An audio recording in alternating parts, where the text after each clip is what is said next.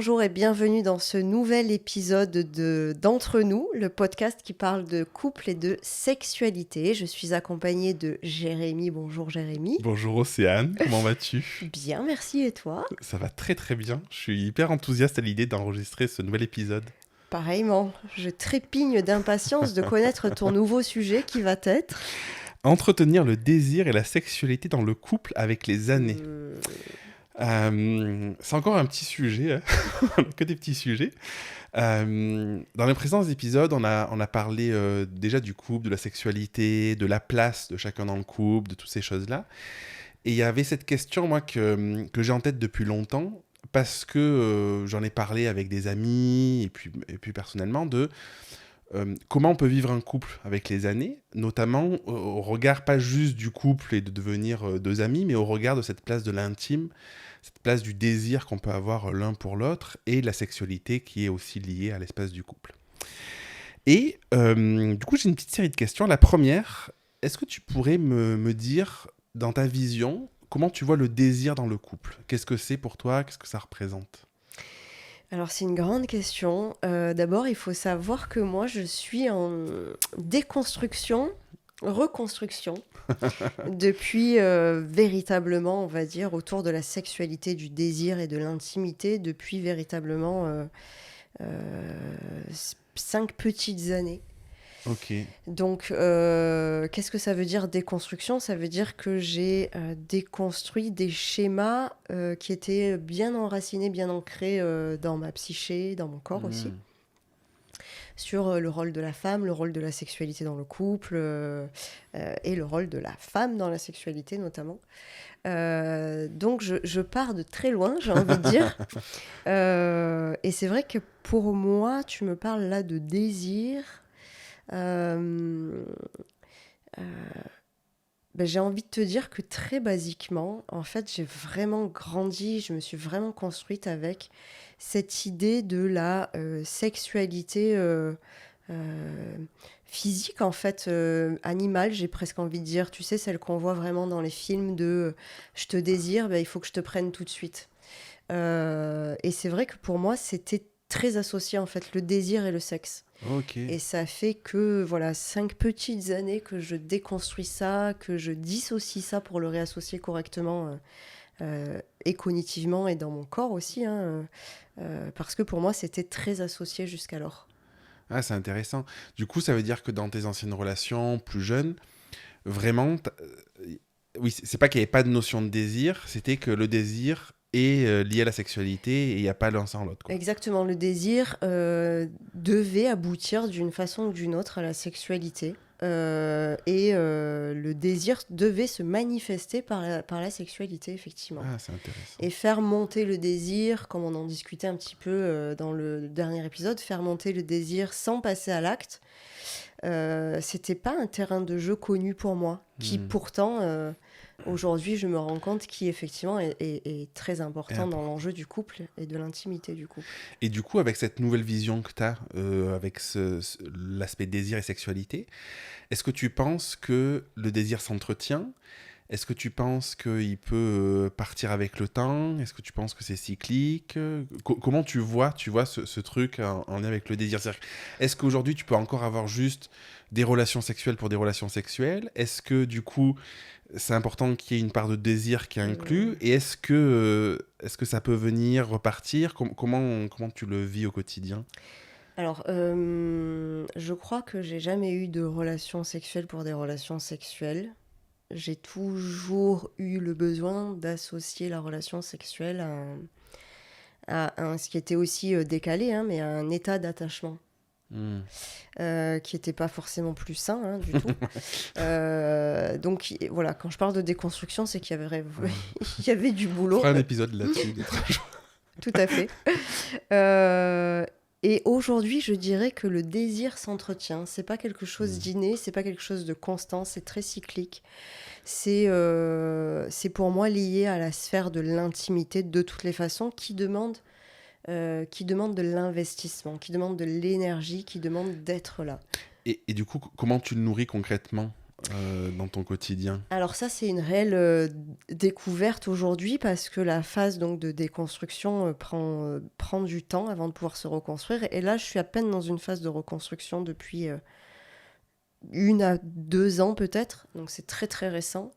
Et dans cette phase de reconstruction, je commence à avoir accès effectivement à ces questions véritablement. Qu'est-ce que le désir en fait? Et où est-ce que je peux aller le chercher? Comment est-ce que je peux le nourrir? Ouais. Et du coup, je dirais qu'aujourd'hui, le désir de l'autre, le désir de partager quelque chose avec l'autre, est pas forcément sexuel, effectivement. Il Ouais. est dans le partage d'un regard, d'un sourire, d'un geste, de mots, d'attention, de tendresse. Et c'est toutes ces choses accumulées qui vont nourrir en fait la sphère du désir sexuel, Hmm. qui fait qu'à un moment donné, je vais avoir envie de charnel, en fait, de contact. Tu le fais consciemment? C'est-à-dire, est-ce que tu vois, moi j'ai cette vision où on a parlé dans des épisodes précédents où les choses elles vont, elles repartent en fonction de notre état de fatigue, en fonction de plein d'éléments, tu vois, de notre niveau de présence, tout ça. Est-ce que du coup consciemment tu te dis ah là ça fait longtemps que j'ai pas dit à mon partenaire que je le trouvais beau, enfin ou je sais pas votre relation, tu vois, mais mettre de la conscience sur une petite attention, sur un petit mot, sur même une tendresse, un truc comme ça. Est-ce que tu le fais consciemment ou est-ce que Oui, aujourd'hui, c'est devenu un terrain conscient sur lequel j'essaye en tout cas de mettre beaucoup d'attention, beaucoup de présence, Hmm. ce que je disais, beaucoup d'énergie, parce que ça constitue le terreau de croissance du couple et ça mérite cette attention. Ok, ouais, c'est intéressant. Et du coup j'ai noté une question. Je pense que est-ce que tu penses qu'avec les années, avec le temps, on peut encore désirer quelqu'un qu'on connaît par cœur? Oui, parce que finalement, on le connaît jamais vraiment par cœur. Et Ouais. il y a toujours des espaces de découverte, de recherche, de curiosité. Et c'est à nous de trouver, en fait, de trouver cette zone de mouvement, de sortir de ce qui peut être figé. Et c'est d'ailleurs pour ça que j'ai tenu à ce qu'on change de place avec Jérémy par rapport à l'épisode précédent. Pour rentrer dans cette zone de mouvement, justement, de non-figement, de pas rester dans ce qui est connu, Ouais. mais de se bouger un peu pour aller découvrir au-delà, en fait. Et est-ce que ça te fait pas ça? Moi, ça m'est arrivé plein de fois, tu vois, d'être dans un truc où, comme tu dis, tu bouges, tu changes un peu de place, enfin, je sais pas exactement ce qui se joue, et d'un coup, tu as l'impression de redécouvrir Mm. l'autre, alors qu'en fait, il n'y a rien qui a fondamentalement changé par rapport aux dernières fois, tu vois, mais il y a vraiment une sorte de renouveau. Et parfois, je me demande, est-ce que c'est pas aussi juste dû à cette conscience qu'on a que les choses bougent, que d'entretenir la relation, qui font que en fait on va vivre quelque chose de similaire, mais avec un nouveau regard, qu'un regard qu'on porte sur, je sais pas comment le qualifier, tu vois, une beauté neuve, quoi. Enfin, je sais pas, Mm. tu vois. Mais je pense que tu disais en fait que rien n'a bougé, mais si tout a bougé. Parce que le monde qu'on vit est dépendant complètement de la façon dont on voit le monde, dont on Mm. comprend le monde, dont on le filtre avec nos expériences passées, avec nos expériences transmises, héritées. Et ça, en fait, constitue ce que les gens parfois appellent les lunettes. Et si effectivement tu changes de lunettes, bah, finalement Oui, tu tu changes changes ta vision. tout le monde, tout le relationnel. Donc c'est extrêmement important d'avoir cette capacité intrinsèque à cultiver cet émerveillement, ce renouvellement, ce mouvement intérieur qui fait que Mm. aujourd'hui je te vois comme si c'était la première fois que je te regardais. Ouais, non. Et oui, C'est comme quand tu relis un bouquin parfois, exactement. t'as lu il y a longtemps, tu as l'impression de découvrir un nouveau livre, alors qu'en fait, c'est les mêmes concepts, mais tu les vois sous un regard nouveau, quoi. Et tout à fait. Ouais. Et Et du coup, qu'est-ce qui éteint ton désir, toi? Est-ce qu'il y a des choses qui oui, l'impactent? moi clairement, ce qui met en berne mon désir et ma libido, c'est la distance, le manque de lien. Ah, C'est-à-dire, physique, de non, proximité? le lien émotionnel avant tout. Lorsque Ah, je ne me sens pas en lien émotionnel avec la personne qui partage ma vie, mon espace, ok. que je me sens coupée finalement de cette personne, ça fait émerger énormément de peurs et les peurs me figent et donc je ne suis plus en capacité de faire le mouvement vers l'autre pour réinvestir un espace de désir, de connexion.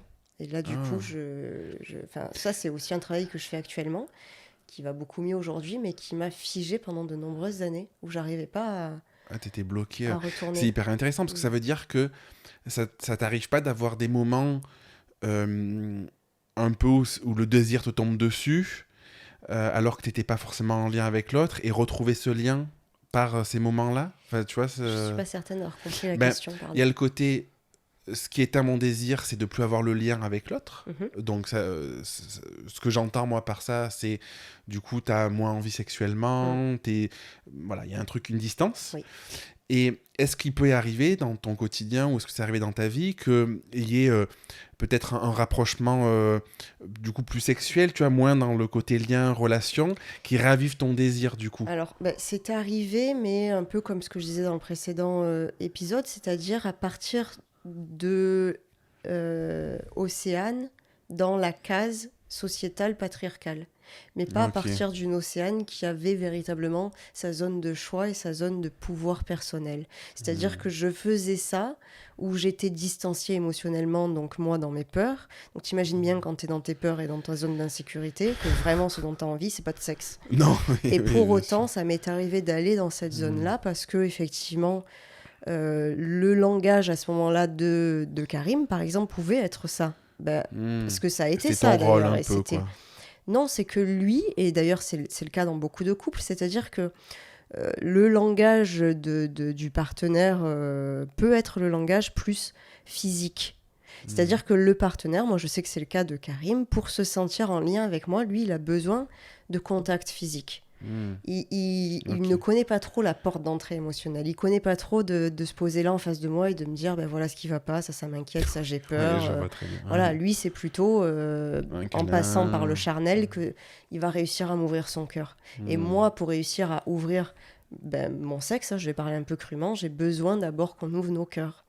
Et ça a été un vrai Hmm. décalage dans notre couple pendant plusieurs temps jusqu'à ce qu'on comprenne l'un comme l'autre que moi je fonctionne comme ça et toi chérie tu fonctionnes un peu différemment et on est des êtres en mouvement, hein.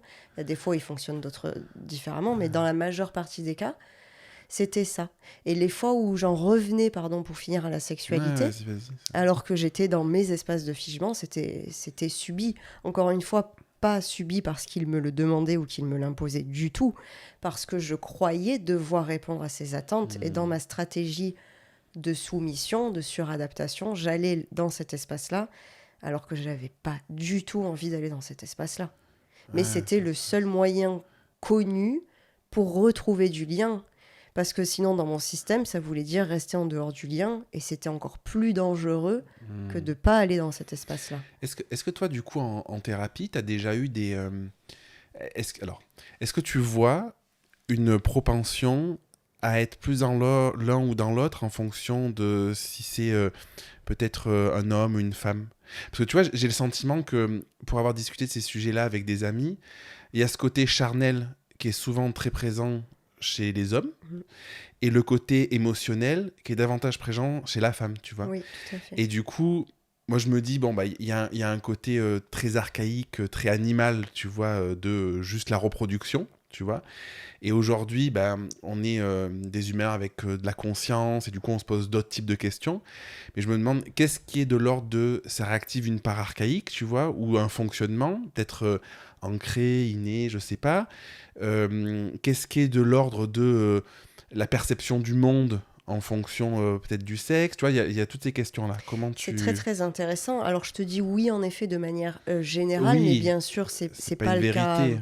Ouais. Bien sûr que non, il y a des hommes qui ont ce besoin émotionnel, il y a des hommes qui ont le besoin de passer par énormément de sécurité, donc poser un cadre, poser des mots, poser du contexte, poser des explications. Et en fait, au-delà de l'archaïque et de la fonction primaire, j'ai envie de dire, de reproduction, ce qui se joue, je crois, surtout derrière, c'est encore une fois les injonctions sociétales de ce qu'on nous a appris, des codes avec lesquels on a grandi et qui se répètent depuis des millénaires. Hein, je vais reparler du patriarcat là parce que c'est quand même quelque chose qui a fondé notre société et sur lequel on répond qu'on en ait conscience ou pas, à savoir que le patriarcat prône le sexe pour la reproduction. Donc, pour ce faire, c'est le sexe, effectivement, C'est pas la charnel, nature physique. qui prône ça. Non, non, parce on est des êtres conscients, on est des êtres Ouais. avec un cerveau néocortex quand même qui est développé. On a des capacités cognitives que les Certains animaux animaux n'ont n'ont pas. pas. Ouais. Donc on pourrait sortir de ce schéma, et c'est ce qu'on fait d'ailleurs aujourd'hui, mais ça nous a pris des millénaires. Pourquoi ? Parce qu'on avait ce code sociétal très patriarcal qui voulait que la sexualité soit taboue et que donc soit mise juste sur le pan de la reproduction. Et donc j'en reviens à... et ça va chercher plein d'autres schémas archaïques de l'ascendant de l'homme sur la femme aussi, hein, j'assois mon pouvoir, mon emprise en tant qu'homme sur la femme lorsque j'ai la capacité, le pouvoir de la prendre quand je veux, de la prendre pour me reproduire et en plus de pouvoir avoir De voir comme plusieurs un objet. femmes et des enfants de plusieurs femmes différentes. Et le nom est affilié à l'homme et il y a tout ça en fait qui est derrière, qui est en fait on se dit mais ça va, c'était il y a des années en arrière, mais c'est pas si vieux que ça du tout. Et ça c'est encore très présent finalement dans nos mémoires collectives d'aujourd'hui. Et j'en reviens aux hommes. Les hommes ont grandi avec cette idée de devoir être fort, de devoir ne pas être en lien avec leurs émotions, pleurer c'est pour les filles, voilà, être un homme viril. Et ça, quand même, ça conditionne vachement la façon dont les hommes se représentent. Se perçoivent. Exactement. Et donc, dont les hommes vont s'inscrire dans le monde. Et un homme ne va pas facilement s'inscrire dans le monde avec son côté féminin, donc très émotionnel. J'ai l'impression que tu vois, c'est comment dire, c'est un vrai enjeu parce que je pense qu'il faut un niveau de conscience quand même élevé pour commencer à te poser des questions. Quand tu es dans juste une survie ou quand tu vois, c'est pas trop les questions que tu te poses. Et du coup, j'ai le sentiment qu'il y a beaucoup de personnes. Tu vois, on est des personnes où je pense qu'on est dans cette recherche un peu de quête de soi, de compréhension, tout ça. Mais je pense qu'il y a beaucoup de personnes qui sont dans un truc juste animal, tu vois, et qui ne sont même pas posées ces questions-là, en fait. Je suis complètement d'accord avec toi. Hein. Depuis que je fais ce travail, je te dis, de déconstruction, reconstruction, j'en parle beaucoup à mes amis et au cercle social qui m'entoure et dans les formations que je peux donner aussi. Par curiosité, pour voir un petit peu ce qui se passe autour de moi, effectivement, au-delà des personnes que je peux recevoir en thérapie à titre individuel, mais là, vraiment, quel genre de sexualité, effectivement, qu'est-ce qui vous pousse à rentrer dans une relation sexuelle, dans l'acte sexuel ? Est-ce que c'est effectivement ce désir animal ? Est-ce que c'est à un autre niveau ? J'ai une question qui va un peu dans ce sens-là, c'est justement... Est-ce que tu penses qu'il y a une évolution du désir dans le temps, en fonction de l'âge, en fonction du partenaire, ou avec un partenaire unique dans la longueur ? Tu vois, parce que j'ai l'impression que la notion de désir, c'est pas la même quand tu découvres la sexualité, quand tu as 20 ans, 30 ans, 50, 60 ans, je sais pas ce que ça fait, mais tu vois, j'ai l'impression qu'il y a quand même des évolutions dans le temps. Moi, je crois vraiment que une fois qu'on est adulte, en tout cas, le désir est très en lien avec la charge mentale et avec la charge émotionnelle. C'est-à-dire que s'il y a trop de charge mentale, trop de charge émotionnelle, pour moi, clairement, le désir en est impacté. Vraiment. Ouais, je suis d'accord. Et c'est vrai que quand on est adolescent ou jeune adulte et qu'on commence à découvrir le sexe, c'est comme tout ce qui est nouveau. Et même quand aujourd'hui, en tant qu'adulte, on pourrait changer de relation et avoir une autre relation. Donc il y a cette phase de nouveauté, donc on est très enthousiaste, on est très ouvert et du coup c'est encore plus. Mais après, force est de constater qu'on revient finalement à nos schémas, à nos constructions, à nos zones de connues. Et c'est là que tout l'enjeu de la relation et du couple s'inscrit. C'est à quel moment est-ce que cette routine empiète ou pas sur mon désir et qu'est-ce que je peux faire pour me décharger mentalement ou émotionnellement pour redonner de la place au désir et à la sexualité. Et du coup, comment tu différencies, toi, les notions de justement d'amour, de désir, de sexualité, la routine. Tu vois, est-ce que c'est un truc dans ton quotidien, ça te passe dessus et puis voilà, ou est-ce que vraiment t'as eu cette prise de conscience de, je sais pas comment poser la question, mais tu vois, de qualifier les choses pour savoir quand t'étais dans, qu'est-ce que l'amour, est-ce que t'es dans l'amour, qu'est-ce que le désir, est-ce qu'il y a une différence entre l'amour et le désir, quelle est la place de la sexualité là-dedans, comment intervient la routine. Tu vois, c'est une question un peu large, mais tu vois, sur toutes ces notions qui peuvent être très différentes. Je vais y répondre avec un exemple concret. Ah ben, vas-y. J'aime bien les exemples concrets. Ben ouais, moi aussi, je pense que ça parle pour tout le monde. Il y a quelques mois de ça, sans m'en rendre compte, donc pour dire que même malgré tout le travail, c'est encore du boulot, c'est du boulot quotidien, hein. J'avais fondamentalement besoin de tendresse Ok. et d'attention. Et c'était pas très conscient comme besoin. Je sentais qu'il y avait un espèce de vide en moi qui me poussait à aller dans le lien, mais je savais pas dans le lien à quel niveau j'avais besoin d'aller. J'avais pas réalisé que c'était dans le niveau de la tendresse et de l'attention. Tendresse, attention, c'est passer du temps, des câlins, qu'on s'intéresse à toi, des choses comme ça. Des câlins, des papouilles, des regards, voilà, des sourires, juste de la tendresse et de l'attention. Et donc, j'avais pas réalisé que c'était à ce niveau-là que j'avais besoin d'être nourrie, d'être considérée. Et force est de constater que mes vieux schémas m'ont fait sentir, tiens, il y a un vide, va le combler dans la sexualité.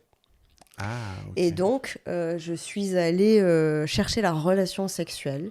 Et en fait, tout de suite, enfin pas tout de suite, mais assez vite dans la relation sexuelle, j'ai senti que c'était pas du tout dans cet espace-là en fait que j'avais envie d'être et que j'avais besoin d'être considérée et nourrie.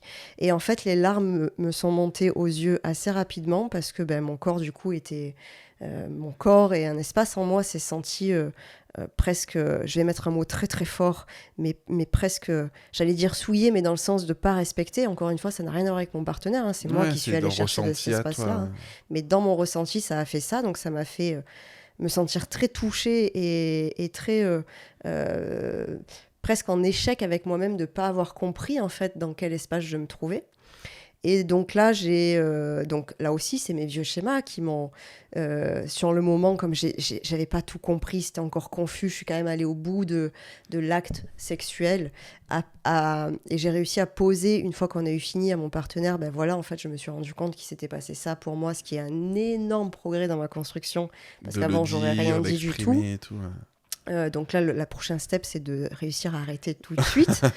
Donc voilà, mais il y avait une grosse confusion. Et tout ça pour dire quoi ? Pour dire que c'est un continuum pour moi. En fait, le couple est un continuum, tout comme la famille, tout comme la vie, et différencier des espaces très clairs de ça c'est le sexe, ça c'est le désir, ça c'est l'amour, ça c'est l'attachement, ça c'est le couple, ça c'est l'enfant, ça c'est le parent. C'est pas si facile que ça. Et des fois on se mélange quand même vachement les pinceaux. Et ça demande effectivement extrêmement de conscience et de présence à soi pour sentir, là c'est vraiment dans cet espace-là que j'ai besoin d'être et pas dans celui-là. Tu vois, je te pose la question, mais dans ma vision, c'est quelque chose de très difficile parce qu'on est un tout et on n'est pas juste un élément. Et parfois, il peut y avoir un côté un peu pervers de chercher un peu la case, te coupe aussi d'autres choses. Et c'est beaucoup plus subtil parfois que juste un élément. Tu vois, dans l'amour, ça peut rejoindre plein de choses. La sexualité, ça peut rejoindre plein de choses. Tu vois, est-ce qu'il y a du désir sans sexualité ? Enfin, tu vois, toutes ces choses-là. Et tout est beaucoup plus lié qu'on veut bien le penser. Mais je pense que, en tout cas, moi, je me dis, tu vois, que ça vaut le coup parfois de prendre un peu de la hauteur, du recul, pour essayer de voir qu'est-ce qui se joue en fonction de différents mots qu'on peut qualifier, pour ensuite revenir unifier quelque chose qui va être beaucoup plus conscient, beaucoup plus sain, beaucoup plus compréhensible, je sais pas comment le qualifier, tu vois. Oui, et pour ce faire, ça nécessite des zones de retrait, des fois, avant de pouvoir revenir mieux dans le couple. Ouais. Et sans non plus être que dans cette recherche de retrait, parce que je pense qu'il y a du négatif aussi tu vois, on parlait tout à l'heure de la part animale, je pense qu'il y a du bien aussi parfois de ne pas réfléchir et de laisser les choses se passer, et sans forcément se questionner sur tout, ou tu vois, des choses comme ça. Je pense que c'est nécessaire aussi. Encore faut-il pouvoir y arriver, ce qui peut être très délicat en fonction des passés de la personne, des expériences de la personne. C'est-à-dire ça implique le lâcher-prise, en fait, ce dont tu es en train de parler. Et le lâcher-prise implique de la sécurité. Et tant qu'il n'y a pas de sécurité, la personne, elle ne peut pas lâcher. Ouais, c'est vrai. Donc si elle n'a pas travaillé sur sa sécurité, elle ne sera pas en capacité de lâcher. Ouais, ouais. Après, c'est peut-être aussi parce qu'elle va pas lâcher, qu'elle va tenir un truc, qu'elle arrive à un point de non-retour, elle prend conscience d'une problématique et qu'elle peut ensuite lâcher. Oui, bah ça c'est un peu ce Ouais. qui arrive, c'est Tout le souvent se temps, ouais. prendre un mur pour Ouais, se dire, c'est ah bah ça. oui, il y a peut-être Ouais, un truc à aller considérer. ouais. T'avais une question, ouais. Oui, bah du coup je voulais te retourner la question, est-ce que ça t'est arrivé toi aussi comme moi, potentiellement de mélanger les espaces ou en tout cas de pas aller chercher ton besoin au bon endroit Hmm. dans ton couple et peut-être dans ta sexualité? C'est une très bonne question. Je pense que... euh, hmm. En fait, tu vois, moi, dans mon fonctionnement, j'ai plutôt tendance à me poser des questions un peu existentielles sur pourquoi on est là, pourquoi on vit, des choses comme ça. Et il y a pas mal d'espaces dans ma vie où je me pose pas trop de questions, Mm. tu vois. Et j'ai quand même le sentiment que sur ces sujets-là, c'est quelque chose qui passe. Alors, probablement que maintenant que tu m'as posé la question, je vais m'en poser plein. Donc, dans un prochain épisode, je t'y répondrai mieux. Mais en tout cas, j'ai jamais ressenti le truc de j'ai fait quelque chose et c'était pas aligné ou c'est Mm. pas ce que j'avais envie, machin et tout, tu vois. J'ai vraiment ce sentiment où. Alors, peut-être parce que c'est dû aussi à la discussion ou parfois. Ça arrivait de dire bah non j'ai pas envie tu vois et du coup ça se présente pas parce que c'est exprimé avant tu vois. Mais en tout cas j'ai jamais senti ce truc de j'ai fait quelque chose je me sens pas bien parce que c'est pas ce Mm. dont j'avais besoin tu vois. J'ai pas ce souvenir d'avoir ressenti ça quoi. Donc Après, ça me fait rebondir un peu sur l'idée, mais là aussi c'est très généralisé, hein, et on est humanitairement parlant en train de déconstruire ça. Mais l'idée quand même que l'homme et la femme ne portent pas du tout les mêmes injonctions, et notamment par rapport à la sexualité, mais par rapport au couple de manière générale, hein. Et avec injonction, j'ai envie de rajouter presque les mêmes devoirs. Et d'ailleurs, on pourrait faire un podcast là-dessus sur les devoirs conjugaux t'entends quoi dans quel sens parce que tu vois moi je me dis moi il y a un truc je me qui dis n'existent pas, je tiens à le préciser. ouais mais moi je me dis en fait probablement que dans un couple on n'a pas les deux ont pas le même besoin. Tout à fait. Là, on parle d'homme et de femme, et ça peut être deux femmes, Oui, deux deux hommes, peu hommes, importe, oui. tu vois. Et bah, c'est sûr, tu vois. Et du coup, quand tu dis porter le devoir conjugal, les injonctions, c'est par rapport à quels aspects?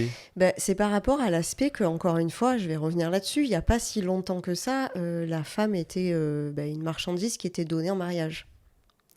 Et la vie d'une femme était réussie si elle avait un bon mariage. Et puisqu'elle était donnée en mariage, il était de son devoir conjugal, donc d'honorer son homme, de lui Toi, tu faire penses des que enfants. parce qu'il y avait ça, il y a quelques... C'est pas si vieux, hein. Ouais.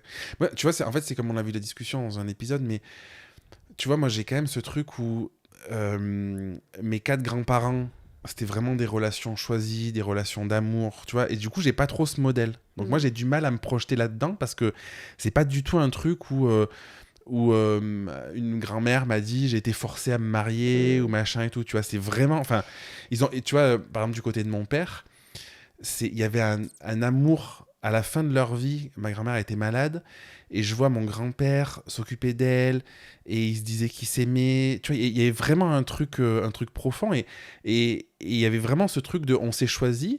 Et dans les relations, il y avait ce truc où de ce côté-là, ils bossaient tous les deux dans une épicerie ensemble, tu vois, ils avaient leur commerce. Du côté de ma mère, c'est pareil, les deux bossaient. Et du coup, j'ai pas trop cette image du Mm. patriarcat où il y a un homme qui fait ça. Alors, je le vois un peu dans la société parce que moi, en fait, c'est un sujet qui est un peu difficile parce que moi, je le vois pas clairement autour de moi. Après, je pense qu'on s'entoure des gens qui sont un peu comme nous, tu vois, où j'ai la plupart de mes amis, les tâches, elles sont quand même réparties de manière équitable, où il y a des discussions sur qui fait quoi, machin et tout ça, tu vois. Donc, du coup, j'ai pas la vision de c'est quoi d'être dans le dur du patriarcat et de le vivre pleinement? Parce que moi, j'ai pas le sentiment de le vivre pour moi, tu vois. Peut-être que c'est une illusion, peut-être que, tu vois, il y a une part inconsciente de la société qui fait qu'on le vit quand même. Mais en tout cas, je me pose des questions de justement pas être cet homme assis sur le canapé en train de boire des bières pendant que la femme, elle passe l'aspirateur, tu vois, donc voilà. Et autour de moi, c'est pas quelque chose qui est présent de manière forte. Tu vois, je discutais avec un ami au téléphone, là, c'est il y a une semaine ou deux que je suis venu te voir, tu vois. Et en fait, lui me disait, en fait, sa compagne, elle a une endométriose un peu sévère, donc là, elle est en arrêt, c'est très dur. Et en fait, il gère depuis 6 mois, 7 mois, un peu tout le foyer et tout ça. Et en fait, c'est pas une question, tu vois. Et du coup, c'est pas quelque chose qui est présent, en fait. Oui, mais c'est beaucoup plus insidieux que ce que tu crois, le patriarcat. C'est pas forcément des choses très affichées comme le mec dans son canapé en train de boire une Oui, bière je et la prends un femme au exemple. fourneau, pas du tout. Aujourd'hui, on est dans quelque chose qui est vachement plus insidieux, qui est vachement plus, qui est toujours là, qui est toujours très présent, qui pèse toujours lourd dans nos mémoires et dans nos comportements, dans nos conditionnements, je cherchais le mot, mais qui n'est pas clairement affiché. Et par exemple, je disais tout à l'heure, je parlais beaucoup autour de moi de ce sujet-là, de la sexualité. Il y a encore énormément de femmes, et d'ailleurs toutes les femmes que j'ai aujourd'hui en formation, j'en ai 12.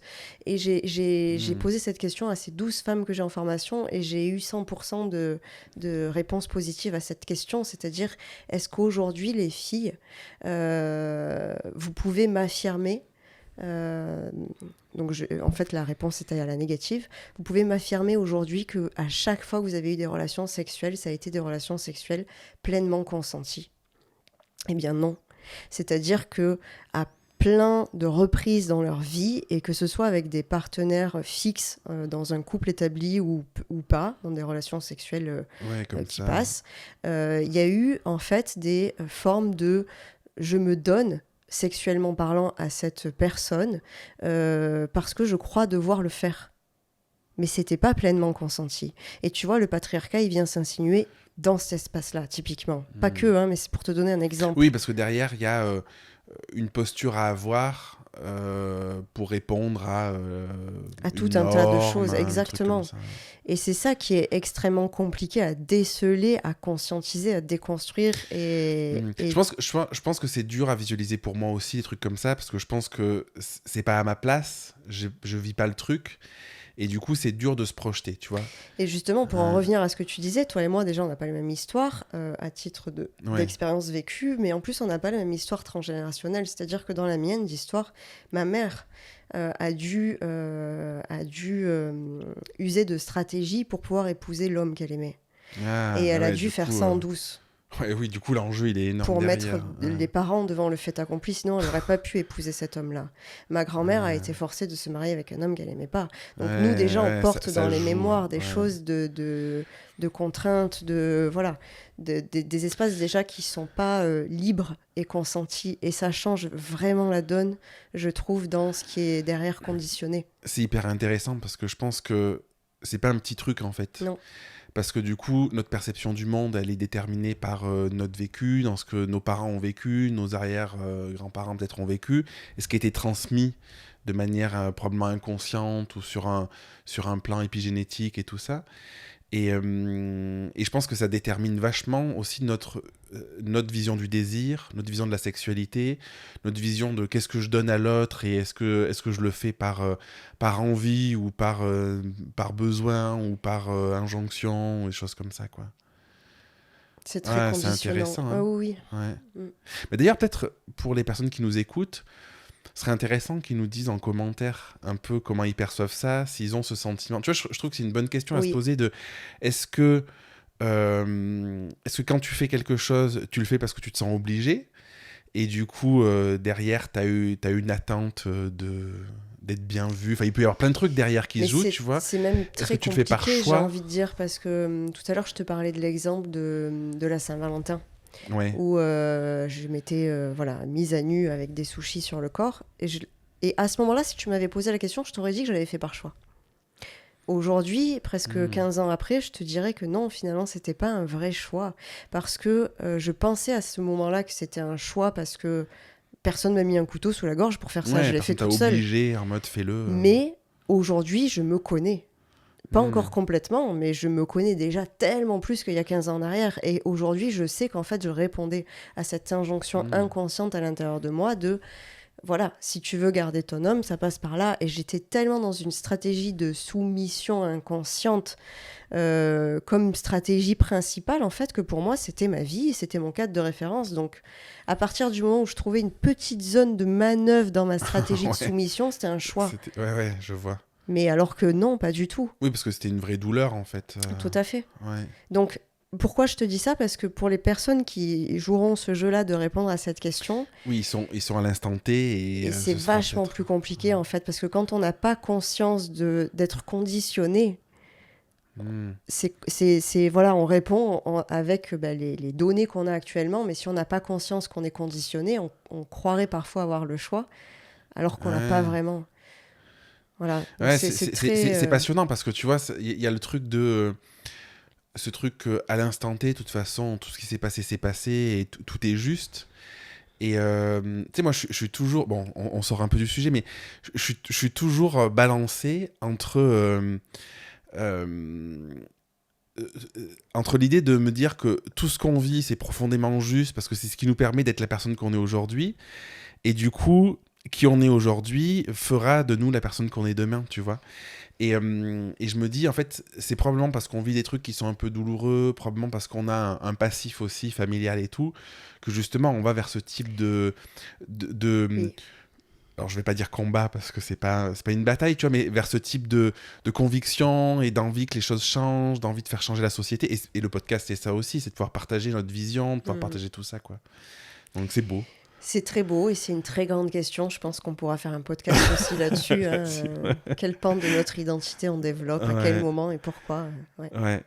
D'ailleurs, si vous avez des questions sur le désir, la sexualité, n'hésitez pas à nous les poser. Est-ce que tu vas ajouter une petite conclusion ou quelque chose autour de ce sujet, de ce désir, cette sexualité dans le couple, dans la relation à l'autre, dans les enjeux, peut-être quelque chose que tu n'aurais pas dit. J'aurais envie de rajouter, homme comme femme, essayez d'être vraiment consciente et conscient de vos espaces de choix profond et de consentement, en fait. Est-ce que effectivement c'est vraiment un espace pleinement choisi? Et par pleinement, je vais entendre ce dont je peux avoir conscience, voilà. Et c'est là que rentre en jeu l'intérêt de développer sa conscience. Et au plus je fais grandir ma conscience, c'est exactement ce qui s'est passé pour moi. Au plus je me rends compte qu'en fait, tout ça qui était avant une zone non vue, je pensais que là-dedans j'avais du choix, mais non. Voilà. Ouais, donc posez-vous ces questions parce que ça fait grandir en fait et ça nous remet au centre de notre vie et ça nous permet aussi de sortir des schémas de violence en fait que sans s'en rendre compte on peut s'imposer à soi-même. C'est une bonne conclusion, je crois. À bientôt. Merci pour ce sujet, mon cher Jérémy, et merci de nous avoir écoutés. Ouais, et puis comme toujours, hein, je le répète à chaque fois, mais n'hésitez pas à partager l'épisode autour de vous et puis à nous poser vos questions, parce que ça nous aide aussi pour les prochains. À très vite. À très vite.